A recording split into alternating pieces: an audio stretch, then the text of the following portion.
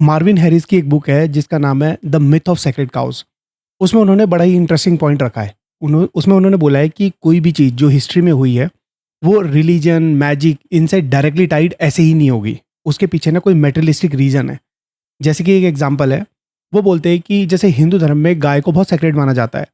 तो इसके पीछे का रीज़न ये है कि पहले जैसे लोग गाय को मारते थे, गाय को मार के खाते भी थे। लेकिन समय के साथ उन्होंने देखा कि गाय का ना एक्चुअल यूज़ उसको मारने में नहीं है, उसको ज़िंदा रखने में है। क्योंकि गाय के गोबर से वो खाद भी बनाते थे। गाय को गोबर एक्चुअल में जलाने के काम भी आता था। गाय का दूध काम आता है। जो बैल होते हैं उसे फिर ये खेत जोतने में काम आता है। तो जैसे समय के साथ उन्होंने गाय की नीड को देखा, तो गाय के साथ उन्हें पता लगा कि इसको ज़िंदा रखना ज़्यादा सही है।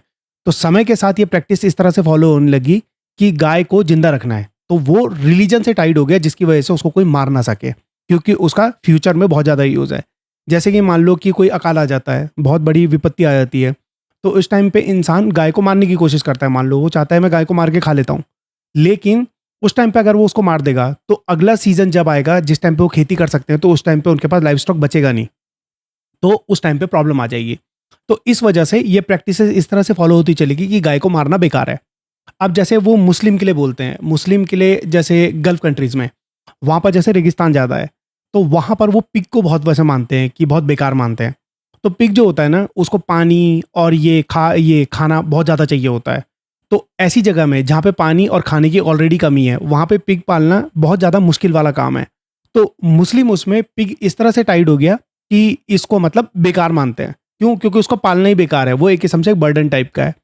अब जैसे तीसरा पॉइंट वो ये रखते हैं कि जैसे सुपरस्टिशन होता है, जादू टोना हम बोलते हैं, राइट? मैजिक, लोग बहुत बिलीव करते हैं इस बात में। तो उन्होंने बोला ये प्रैक्टिसेस भी इसलिए आई क्योंकि जैसे जैसे लोग जीते थे, तो जीते टाइम पे अब जैसे उनके बच्चे मर जा रहे हैं, या उनके जो जानवर है वो मर जा रहे हैं, या उनकी फसलें खराब हो जा रही है, अचानक से कोई सूखा आ जा रहा है, अचानक से बाढ़ आ जा रही है। तो इस चीज़ को साइंटिफिक रीजन से एक्सप्लेन नहीं करा जा सकता उस टाइम पे। तो उस टाइम पे इसका बेस्ट एक्सप्लेनेशन सुपरस्टिशन से ही आता है, जादू टोना मैजिक से ही आ सकता है। तो इस तरह से लोग उन चीज़ों पे प्रैक्टिस करने लग गए। तो उनका पॉइंट ये है कि कोई भी चीज़ जो हिस्ट्री में हुई है ना, उसके पीछे एक रीज़न था। बाद में उसको मैजिक या रिलीजन या किसी चीज़ से टाइट कर दिया गया। तो इसके बारे में आपकी क्या राय है? आप बता सकते हैं। Thank you.